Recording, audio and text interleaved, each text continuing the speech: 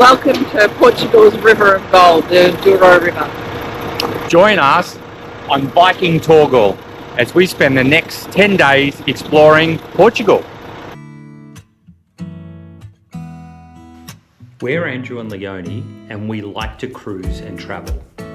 Join us on our travels all over the world as we review a range of cruises, cruise lines, land tours, all sorts of shore excursions, and a range of hotels and resort holidays.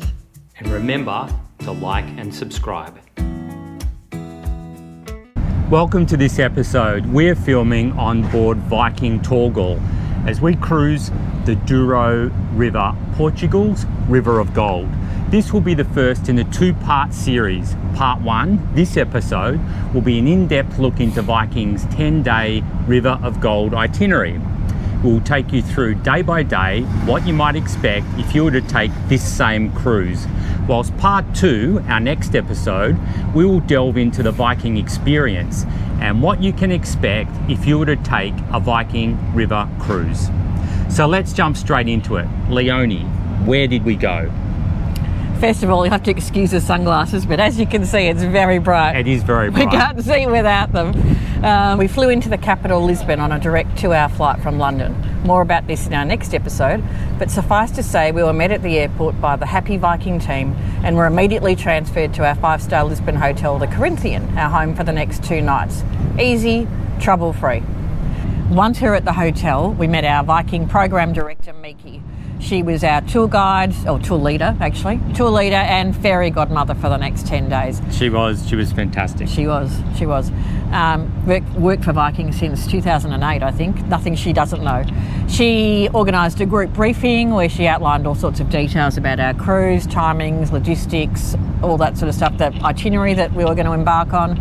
She also explained what the plan was as to how we'd get onto the Viking Torgil on day 3. There was plenty of time to ask questions, and we had the opportunity to meet some of our fellow guests. Day 2 started with a tour of Belém, an historic maritime precinct and suburb on the outskirts of Lisbon. We were bused to Belém in the fully branded, magnificent Viking coaches. More about that in our next episode. And at Belém, we saw the key sites, which included the Belém Castle or Tower, the monument to Portugal's seafaring explorers, which is really important because Portugal is if nothing else, a seafaring nation, and a national memorial to those who served and died in Portugal's colonial wars, which is a sad chapter. Yep. Next up was a visit to Portugal's Maritime Museum, which was very apt and appropriate given that it was the Portuguese who pioneered oceanic voyages and exploration and who discovered many of the world's key sea routes to Africa, Asia and South America. This museum was fascinating. We learned all about the exploits of the early Portuguese explorers like Vasco da Gama, Ferdinand Magellan. It was a really interesting museum. It was. Now, no visit to Portugal or Lisbon would be complete without a taste of what is virtually the national dish. Pastel is how they say it, pastel de nata, or Portuguese tart as it's more commonly known. So after our tour finished, we went to the shop in Belém that is said to be the start and ate one, warm. So the cafe that founded and supposedly created the pastel de nata. Yeah. So little and pastry, custard inside, best eaten warm, delicious. What'd you put on top? Oh, you don't have to put anything on top, but you can put cinnamon or icing sugar, or both. Yum. Lisbon is a hilly city. It's actually very, very hilly. We walked it in the afternoon without any problems, although it was humid and hot. We saw some great sights in Lisbon, including the cathedral, Lisbon Castle, which is up in the suburb called El Fama. We saw the monastery of San Vicente de Fora and Portugal's Pantheon at the church of Santa Ingrecia. Fear not if the sound of those hills has you a bit worried. Or the sound of the Portuguese pronunciation. Portugal really has thought the hills through and has got you covered. There's a massive fleet of battery-powered vehicles that will happily shuttle you up and down all the hills all day with a friendly English commentary. These vehicles and tuk-tuks look super fun, so I would say don't let the hills put you off a visit to Lisbon at all. No, there's plenty of alternatives if you don't want to walk and get hot and sweaty. Mind you, we walked and it was fine. We did. Day 3 was our transfer day to Porto and our ship, the Viking Torgil. En route on our beautiful Viking coach, we stopped at the university town of Coimbra. This town has a great history and probably one of the oldest and best, most beautiful libraries we've ever seen. I would say it is. It was magnificent. It was magnificent. Dates from 1717. The university, on the other hand, was established in 1290, making it the oldest in Portugal and one of the oldest in the world. So it was a huge privilege to visit. You can wear a uniform. So fun fact, you can wear a uniform if you attend university in Portugal, which includes a black cloak. Now, J.K. Rowling, author of the Harry Potter series, lived in Portugal for a while.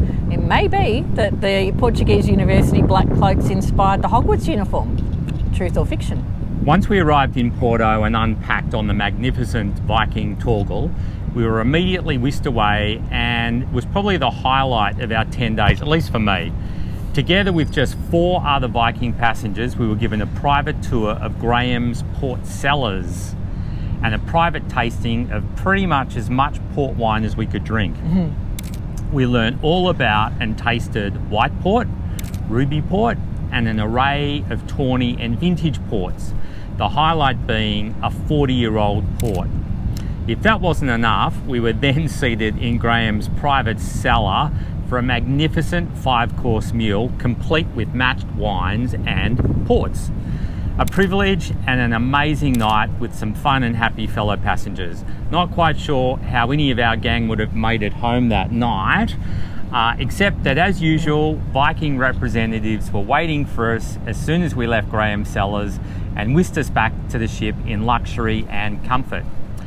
This was an optional tour we elected to sign up for with Viking, and we're so glad we did. We'd highly recommend the Graham's Port evening. Absolutely.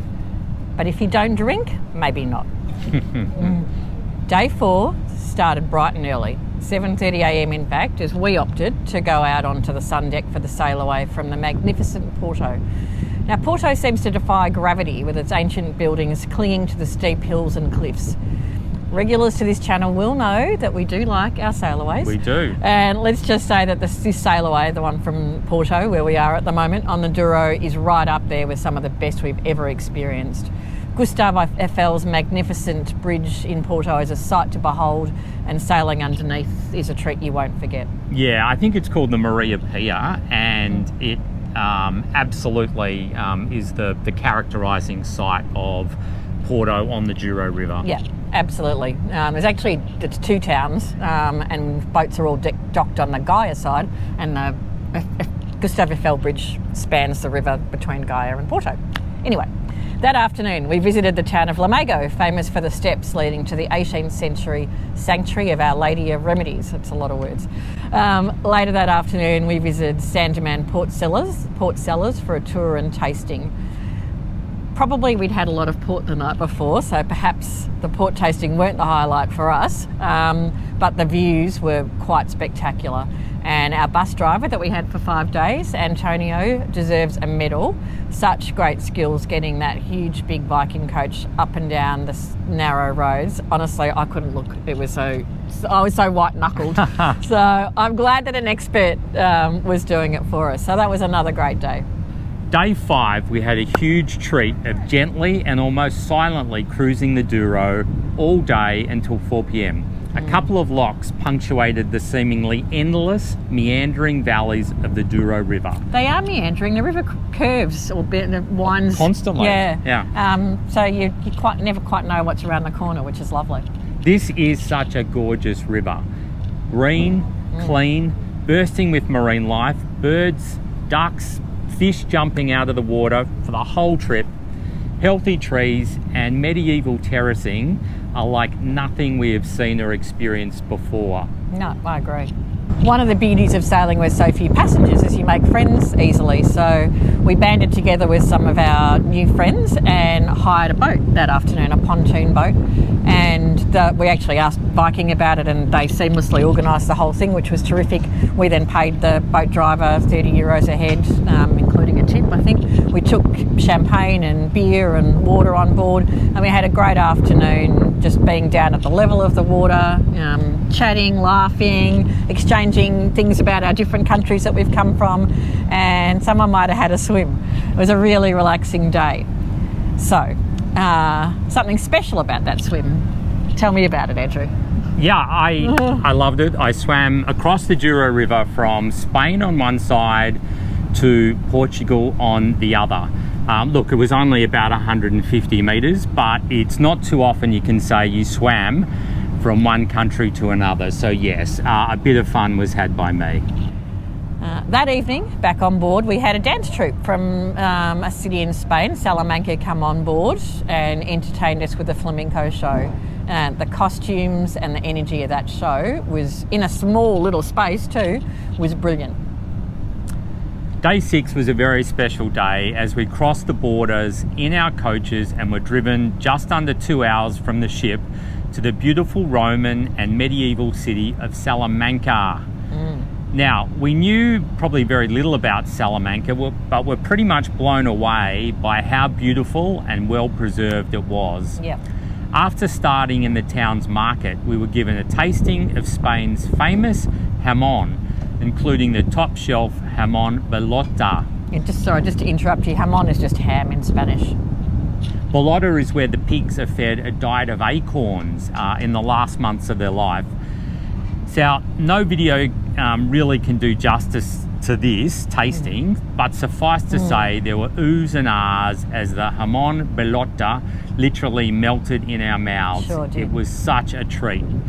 Our tasting also included cheeses, olives, salamis and local wine, and obviously the whole tasting experience was organised methodically by Viking. And all included, which was something we'll talk more about in the next video. But Viking has an included excursion every day, and this one was the included excursion, so you don't pay any extra for this. Now, on our bonus day in Spain, Salamanca. Salamanca has a 2,000-year-old Roman stone bridge, and it wouldn't be a We Like to Cruise and Travel episode without us gushing about some aspect of ancient Rome. So, in Salamanca, it was this amazing Roman bridge that today is a pedestrian bridge across the river Tormes. Salamanca is probably more famous as a university town. In fact, the site of Spain's first university and one of the world's oldest universities, I think maybe the fourth oldest, established in 1218. So over 800 years old.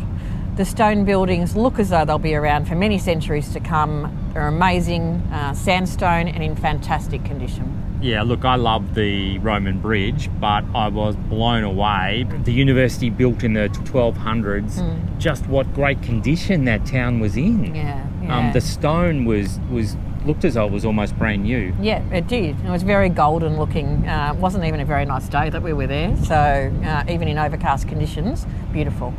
Salamanca also has a unique quirk in that they have two cathedrals in the city that stand side by side. They're actually, they adjoin each other. Yeah, you walk from one to the other. You do. One built in the 1100s and the second in the 1500s. An amazing city to visit and a great highlight of this itinerary.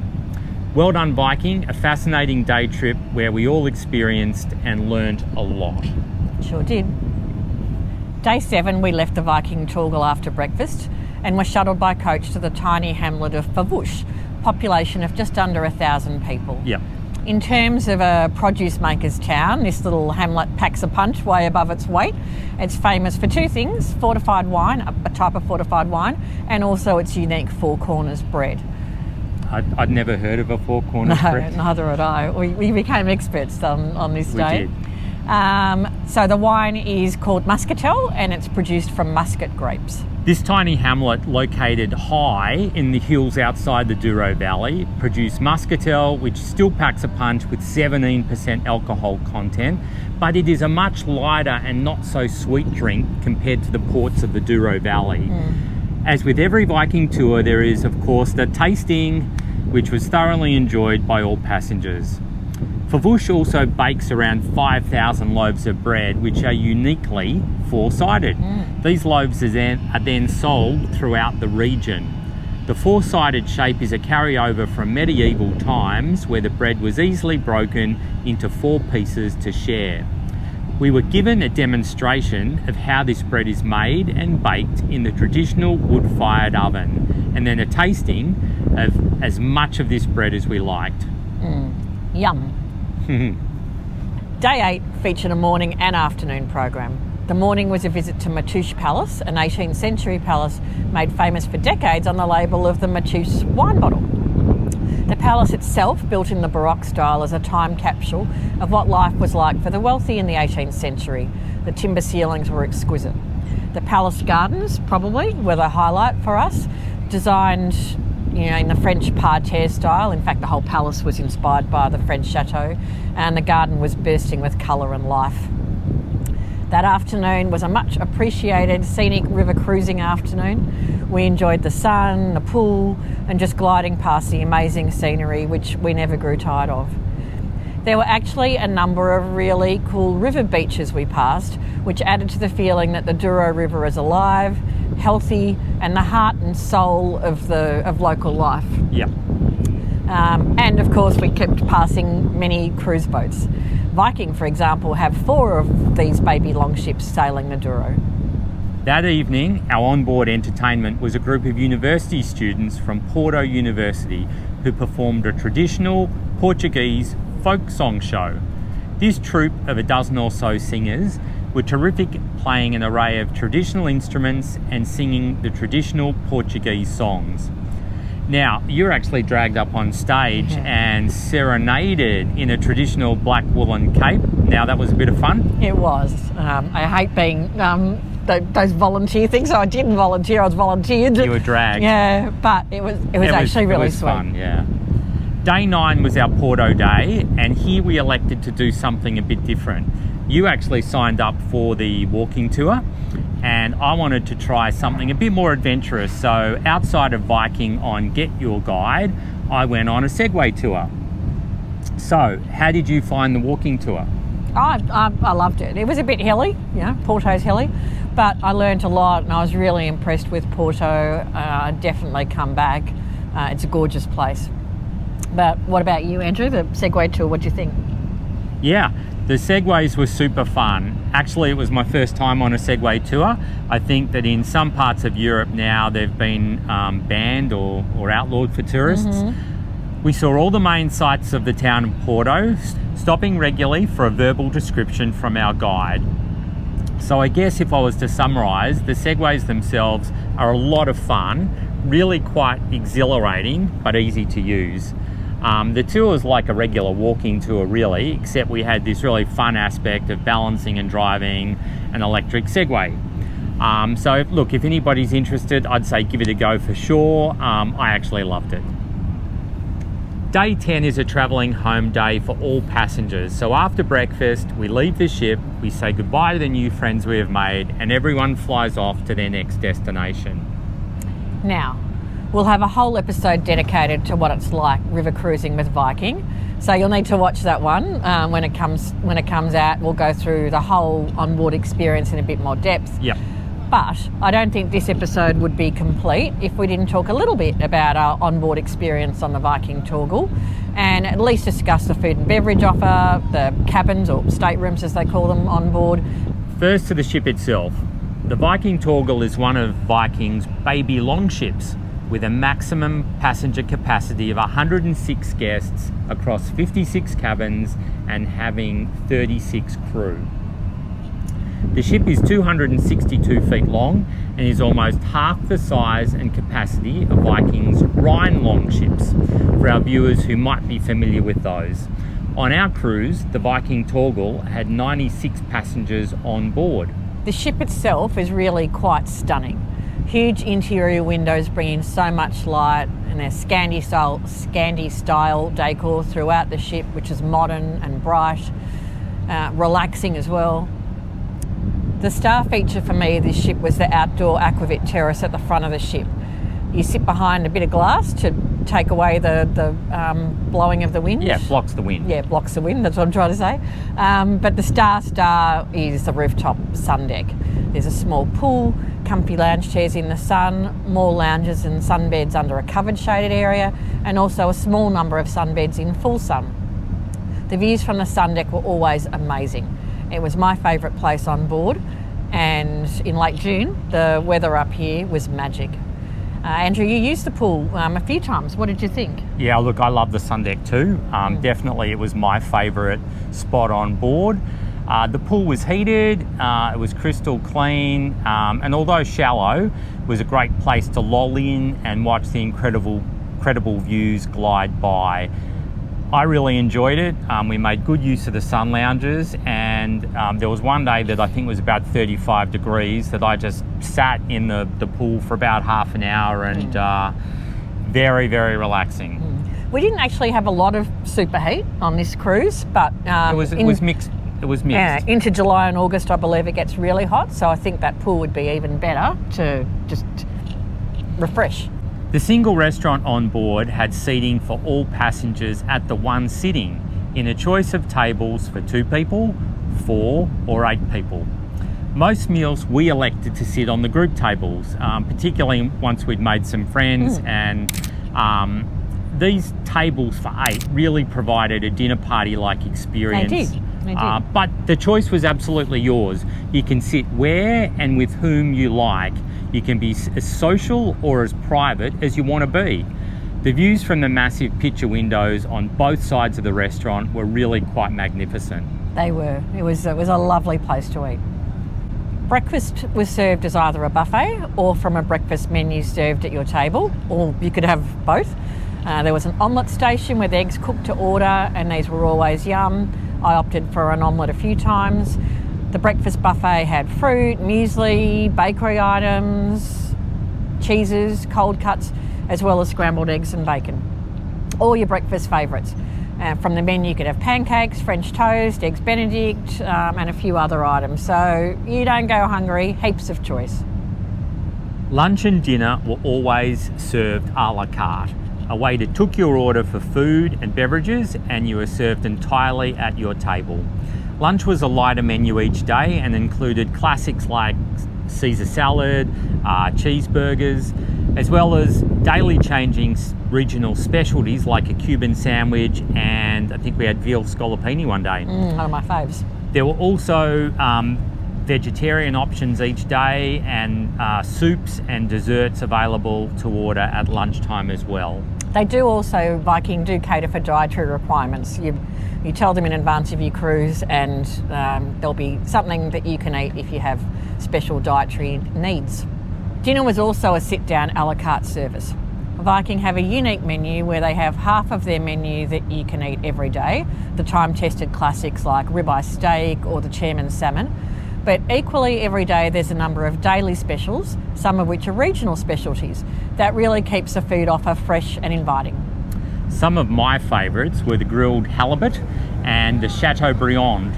Yum. I also had a soft spot for the desserts, particularly the creme brulee, which was, I thought it was spot on and really good. You're a hard taskmaster for creme brulee. I do. I love my creme brulees, and Viking's creme brulee was on point.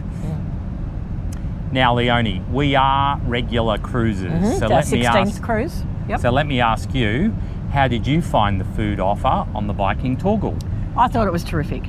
There was something different every day, and I particularly liked the Portuguese specials that were offered every day. Yeah, you really got into those. I really tried. I'd never specialties. been to Portugal before, so I did really try. I thought the quality of the food offer was above average, to be honest. Yeah, okay. For cruises that we've experienced.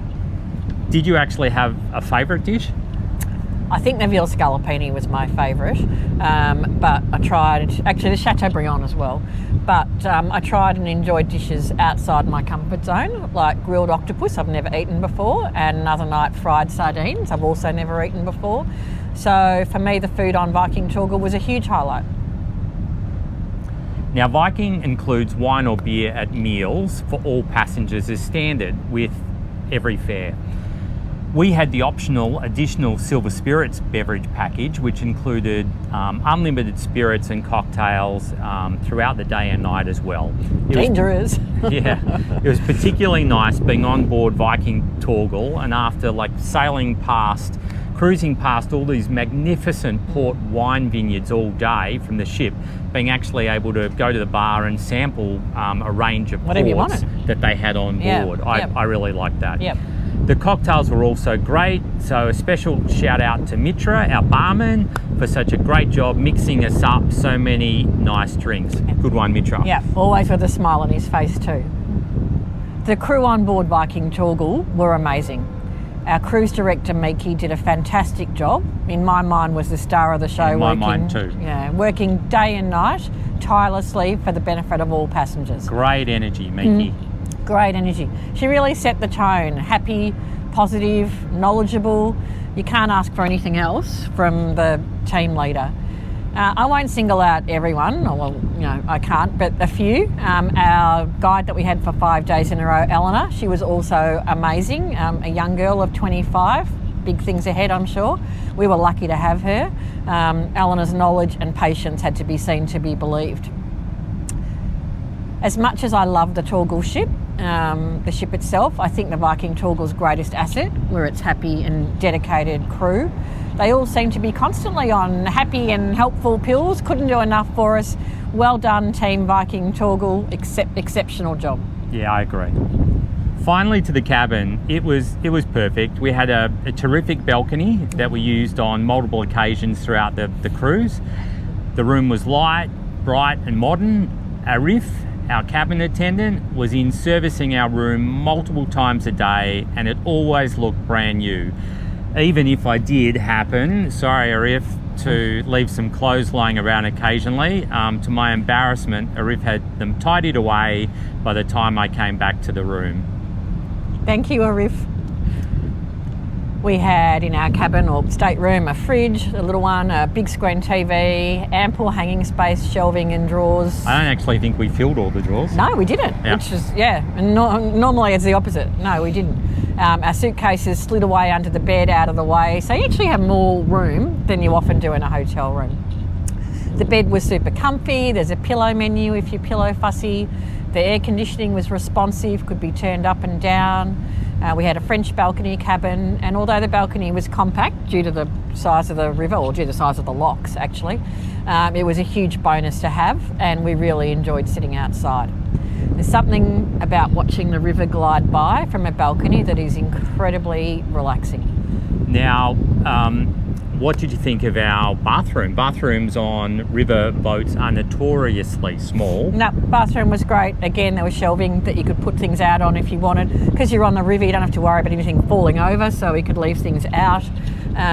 Shower was good, reasonably roomy. The best thing about the bathroom was there was a sliding door, and that meant you had all the extra space that the swinging door takes up. I guess a question for you that so many people ask us is, did you get seasick? Do you feel seasick on a river boat cruise? No. I don't believe it's possible. We've been on 3 river cruises now, so I don't know. Put a comment in if you disagree, but I don't believe it's possible to be seasick. As I even put a little short on a river cruise. Yep. On a river cruise, I put a little short on. You can have a look at various shots of the river that I took as we were moving along. It's just like glass. I don't know how you possibly could be seasick. Yeah.